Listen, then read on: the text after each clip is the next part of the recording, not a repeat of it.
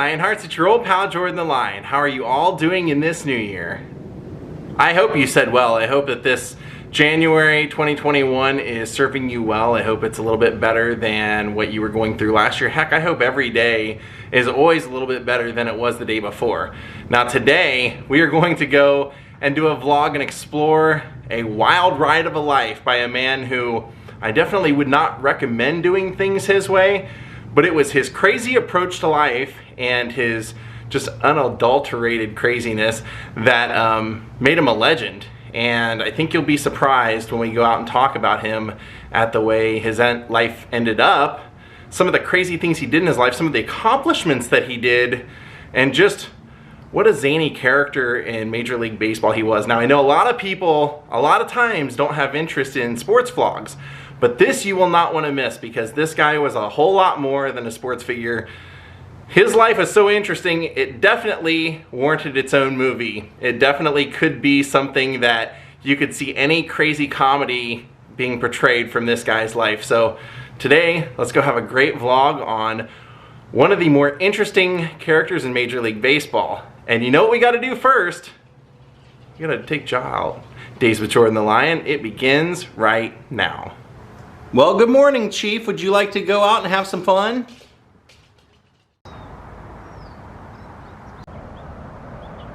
So today's vlog is kind of a fun one for me because this is a story I've heard for many years and I really wanted to vlog this. And if you remember, not too long ago, actually I think it was the last cemetery vlog we did, we were at Inglewood Cemetery and I mentioned then that I realized that somebody was buried there that I wanted to vlog. Today's the day, and that man was Doc Ellis, and what an unbelievable story he has.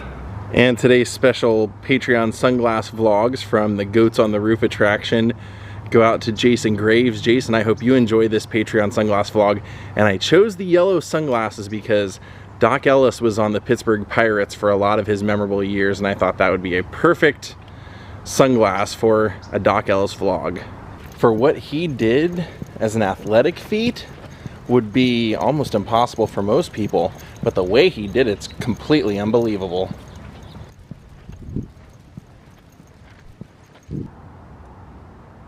Man on the town.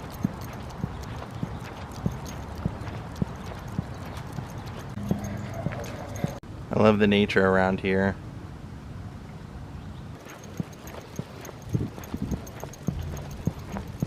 Even though I was really close to Doc's grave when we were here last time, I didn't look to find it. I wanted to save it till the next time we came, so this will be a first time finding it for me as well. Heading down the 405. We have arrived in Inglewood. Here it is to the right, but I'm actually entering on the wrong end of the cemetery, so we'll have to drive through it. It's a really beautiful cemetery, so I kind of did this on purpose. There it is, Inglewood Park.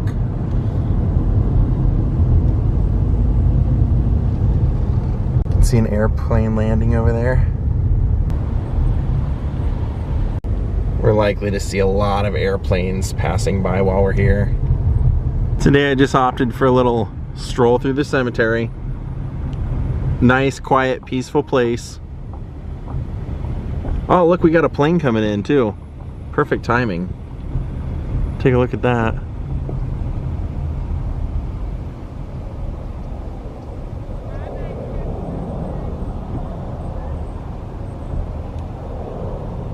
If you're a fan of seeing planes take off and land, like I am, this is definitely the place to come.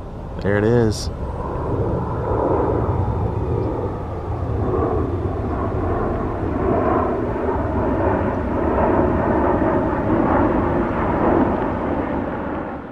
All right, we have made it over to the Manchester Garden Mausoleum, and what we're looking for is for one of these rooms over here, around here, called the Sanctuary of Glory. I decided to also add my New York Yankees hat because Doc was a player for the Yankees. Actually, he had a comeback year. He was voted American League Comeback Player of the Year for the Yankees. So I've really been lost, and what I figured out is I went into the Sanctuary of Radiance and went downstairs. I'm noticing each hallway has a different name, so I'm hoping that Glory is one of these. Okay, we finally are getting somewhere. It's this far one right here. And the light should pop on for us. So, should be in here. And looking up, there he is. Second from the top, right there. Doc Philip Ellis Jr. Doc was raised out here in Compton, and from the earliest age he knew that he wanted to be a baseball player. He said he literally had the dreams of Major League Baseball. He would throw the ball with his father quite a bit and his relatives, and he had an amazing amount of punch that came with that throw. So much so a lot of his schoolmates didn't even want to play catch with him because he was just that hard of a thrower. And he could, at an early age, since he was lucky enough to get on a team with a pretty well-known man who was a kind of a local baseball legend by the name of Brewer, he taught him how to throw a slider. And so Doc at an early age could throw curveballs and sliders when most kids at his age couldn't. Now Doc had quite a personality. He always did. He was always someone who strove to get attention, and playing baseball was that was no different. He could excel at that, and he was so good that when his dad would go to the games, his dad had asthma. They said that his dad would sit in the stands, and every time Doc would strike someone out, he'd get all excited and start screaming and then have to pull his inhaler out and inhale. And they said so it was like torture watching his dad watch Doc play games, because Doc would even say, "Dad shouldn't even be out there in the stands. He's gonna die in the stands watching me play," because they said every time anything happened on the field, he was getting so excited. He kept hitting that inhaler, he couldn't even handle it. So Doc's dad was a major influence, but growing up, his dad was not mean, but he was pretty strict, but he worked a lot. He was a postal carrier, and he also was a longshoreman. He worked 2 jobs and then eventually went to school to learn how to repair shoes. So he was always working, but always made sure that his kids were well provided for. And when he passed away, Doc really focused in on becoming a Major League Baseball player. And in 1965, that dream became a reality, because he was, even though he was kind of known for being a little crazy, even as a kid, his nickname was the Nut. The Pittsburgh Pirates were known for taking chances on kind of crazy players, and so they picked up Doc Ellis for the starting rotation of the Pittsburgh Pirates, and his first roommate was Roberto Clemente. So being roommates with Roberto was probably one of the best things that could happen, because Doc had a major chip on his shoulder. He wanted to modernize the game, meaning that at that time, even though the game wasn't segregated, there was still like a lot of racism, unspoken racism when it came to the players. And so Doc was someone who was out there to stir the pot in the name of kind of trying to get racial equality for the game. And Roberto kind of wanted the same thing, but he wasn't as in your face about it. So Doc could kind of listen to Roberto, and that would kind of keep him tamed down. He was extremely good as a pitcher, and he knew that part of being a great pitcher was psychological. So he would start doing a lot of things on the mound that made people think he was crazy, but all of his friends would say it was like a calculated crazy, because he could turn it on and turn it off anytime he wanted. When he would be out on the mound, he said he would chomp on gum and look around all like herky-jerky and crazy, because he wanted people to think he was crazy, to not know what he was going to do. Now he said, unfortunately, like later on in his career, he'd be ashamed of this, but he said he never played one game of baseball in his professional career without being on drugs, without using pills. Now he said back then there was something called Dexamyl that pretty much all the players used, and they nicknamed it greenies, and it was basically like the equivalent of having 20 cups of coffee. And he said, it just gave you little added something. If you thought you didn't have much going in, it would like boost your energy, it would make your senses heightened. And he said if I took one and had a good game and I took one the next time and I didn't have a good game, then I just double the dosage. He said he got to a point where he was doing like 20 greenies sometimes per game. Now, unfortunately, he was a bit of a hellraiser, and like I said, he wanted to push the boundaries. And so one of the things that he did was he went out one game to warm up and had curlers in his hair. And immediately everybody's like, what the heck? People in the African American community had seen people in curlers before, but not, most white America was not used to seeing that. And so the coach of the Pirates sent somebody out there and was like, tell Doc he's got to take the curlers out. And they go out there and Doc's like, I ain't taking nothing out, He said, I wasn't going to let somebody tell me what I could look like. He said, I had braids sometimes. I had the curlers. He said, I wasn't going to put up with that. He wanted to fight for that right. And so he ended up getting suspended for 10 games for that not being part of the uniform, having the curlers not being part of the uniform. But he and his, basically the representatives of baseball that were on his side basically fought back, and just the suspension went away. He never served it. But he is pretty well known for one major feat, something that he did in 1970 as his career was really in its prime. He had a day off, and the Pirates were in town, actually out in Los Angeles, where Doc normally lived, and they were going to be playing San Diego Padres. Now, Doc said the way things went down back then, if you were anywhere near your home and you had a day off, the coach would let you go home. So that's what Doc did. And that's where this legendary story that he's went down in history being known for began.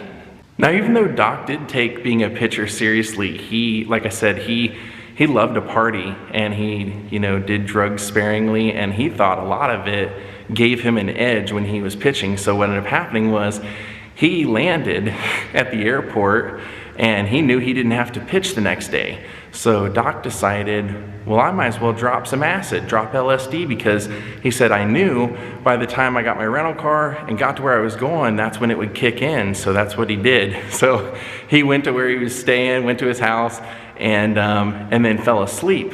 Now he says, the next day, he wakes up and his girlfriend's outside and she's like, hey, you got to get to San Diego. You got to pitch today. They just called. They're looking for you. You're supposed to be there. And he goes, no, I'm not. I don't pitch till tomorrow. And she shows him the newspaper, shows that he's in there. And he goes, well, what happened to yesterday? What he figured out was that he woke up, dropped more acid, fell back asleep, and lost an entire day. And so he got in a car, went to San Diego. Now he said his teammates knew he was on something, but they didn't know what he was on. And he said, to be honest, he couldn't focus, he couldn't remember what was going on. He said, I couldn't even see who the batters were. But he went out and he said, it wasn't pretty. It was one of the ugliest no-hitters in baseball history. But on acid, he threw a no-hitter. Now he said how he did it was, since he couldn't tell who the batters were, he said he could see which side of the plate they were on, and he relied on the catcher to wrap his fingers in tape, and that's how he would get his signals as to what pitch to throw. But he hit several batters and walked quite a few, and even he said it was an ugly, ugly no-no, but it's still a no-no. Now, honestly, most pitchers in their career dream of probably three things: winning a Cy Young Award, winning a World Series, and throwing a no-hitter. And now Doc has done it and said he completely lost all track of space and time, didn't really know what was going on. And then when it was over, the Pirates team photographer ran up to him and said, I can't believe what you just did. Isn't that amazing? And he said, Doc looks at him and says, wait, what did I do? And he goes, what do you mean, what did you do? You know what you did. You just threw a no-hitter. And he said, Doc goes, no shit. He had totally forgotten by that point what was going on. He said he partied all that night. He could remember that and everything. But 1970, he threw a no-hitter while tripping on acid. Now, the next year, he did something pretty unthinkable also. He ended up kind of forcing his hand at getting himself made as the starter for the 1971 All-Star game. Because what ended up happening was he was having a really great year. He was, at the time, had a 12-game pitching winning streak going for the Pirates, and he realized, hey, Vida Blue is probably going to be the pitcher for the American League. And so he started going out in the press and saying, oh, Sparky Anderson's racist. He's not going to let me pitch. He's not going to let me start the game because nobody wants to have two black pitchers starting an all-star game. And he was having such a great year, and he was doing this intentionally. But even Jackie Robinson would write him a letter and say, like, look, I know what you're doing. You're doing a good thing because you're doing the right thing. You're trying to get, you're trying to get us more rights in baseball and get looked at more favorably. But he said, just know that the press is definitely gonna take this out on you. And sure enough, he was having a great enough year that Sparky did end up having Doc start as the pitcher for the All-Star game. And in that same year, the Pittsburgh Pirates would be the first team at one point to field an entire starting roster of only black players. And I said they didn't do it intentionally. It just so happened one game when they put the roster together, that's the way it came out. And that was very groundbreaking. And that year, 1971, the Pittsburgh Pirates, led by Roberto Clemente and Willie Stargell and Doc Ellis, they won the World Series. Now, in 1973, while trying to bring aid to Nicaragua, Roberto Clemente's plane crashed and he had an untimely death, and this completely rocked Doc. He fell into drugs even more, and a lot of people said, part of the problem with Doc was that he could handle all the drinking and all the drugs. Like, he could do that stuff, and most times it didn't affect him. He could still function, and if he was drunk, like, he could drink a ton and nobody would even know that he was drunk. But now it was starting to get to a point where it was starting to affect his life, and he was starting to have an attitude problem. They said he would cause so much trouble. He could himself remember being at spring training, sitting way back in the back while the other players were training, and him smoking joints and getting drunk. And he said they didn't really care. The Pirates didn't really care at the time because they figured as long as I wasn't out on the streets causing trouble and they could keep their eye on me, that was fine. Now, of course, like in anybody's career, he started to fall apart, and usually they would put up like his crazy antics because he was a great pitcher. But in 1975, he had had enough.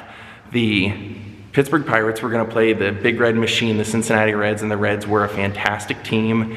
And Doc said he remembers walking out on the field in that first game. He wasn't pitching, but he said he could see his teammates, the Pirates over there, like shaking hands with the Reds and buddying up to him and everything. And he said, that just infuriated me. He said, people thought I was out of my mind, but he said, I wasn't. He was taking the ball and throwing them at his own players, letting them know, like, hey, you don't socialize with those guys. They're the enemy. Because like he said, we'd be standing out there and he goes, you guys don't even see what's happening. Those guys are over there shaking your hand, being nice to you, and they're gonna clean your clock in this game, and they're gonna make fun of you after this game. He said, I wasn't gonna let that happen. So when the day came that he was supposed to pitch against the Reds, he walked into the clubhouse and the trainer said, I looked over and said, hey Doc, do you want me to like oil up your arm and stuff? And Doc said, I ain't gonna be in the game long enough for that. And he came out, started to pitch, and the first batter was Pete Rose. He immediately threw at Pete Rose. He said, I hit him right in the butt, and when he was coming down to first base, Pete picked up the ball and flipped it to me like that ain't no big thing. So then he proceeded to throw at Joe Morgan, then Dan Dreesen, then Johnny Bench, and was taken out of the game.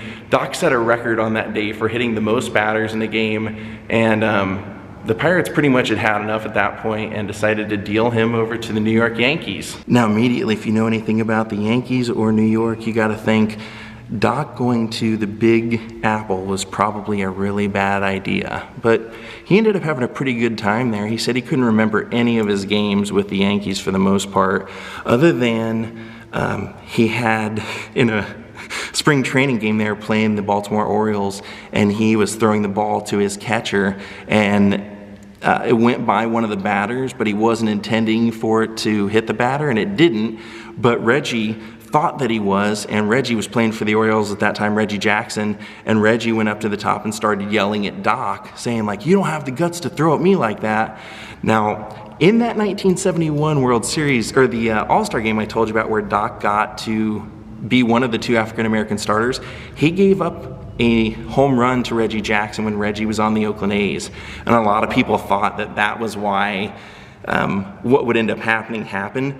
But Doc said it wasn't. Now, he told a friend of mine from out here, or a guy I used to be friends with, said in the late 80s, he worked at a video rental store and Doc Ellis used to come in there. And he said, I figured out, I recognized him and I would give him free movies. And he said, Doc told me one time that, yeah, he beamed Reggie Jackson for hitting a home run off of him in the All-Star game. But Doc says in his documentary that's not what he did it for. He said it was because Reggie was up there mouthing off at the top of the step saying, oh, you won't throw at me like you did my teammate. So Doc said I got up there and I threw right at his head. And of course, they were not a fan of that. The Yankees didn't like that because every time Doc got suspended, that meant he couldn't pitch. So if you know anything about being a pitcher, you only pitch 1 out of every 5 days generally. So that gave Doc a lot of days to go out and get in trouble and cause mischief. So eventually, he had thrown at Reggie Jackson, and Reggie was mad because Doc never apologized or anything. And Doc said, I never apologized because I was embarrassed that I didn't seriously hurt him. I was trying to hurt him. And the Yankees ended up releasing him. He went on to the Oakland A's and played, then went on to the Rangers and had a problem with their manager because their manager was old school and said that the players couldn't drink in the hotel bar because that was where the manager was supposed to drink. And Doc said, nobody's going to tell me where I can't drink. And so he started a lot of trouble over there. And eventually he ended up coming back to the Pittsburgh Pirates to end his career. And when they called him and told him that he was released and that he was basically done, he flipped out. His wife came home and he held a gun on her. Actually, she said held several guns on her all night long, putting them in her mouth, threatening her. And then at one point he let her call her friend, said like, you can call somebody. And she called her friend and asked her friend, to like call the police. But when the police came, they didn't hear anybody screaming, so they never came in. So eventually Doc got tired of holding a gun on her apparently and said, I'm gonna go to sleep. Are you gonna kill me? And she said, no, I'm not, because we have a kid together. I'm not gonna kill you. But the next day she said she left, went to the hospital and never came back. And Doc then flew to visit his sister and called her and said, please get me a full bottle of vodka, have it in the car. I'm a drug addict and an alcoholic. That's going to be my last drink, and I want you to take me to rehab. And that's exactly what happened. He went off to rehab, cleaned himself up, and his sister said, to my knowledge, he never drank another day in his life. If you notice, it says right in the center, resting with those he loved. He wasn't very old when he passed away. Look at that. Hard life. 1945 to 2008, he was just 63.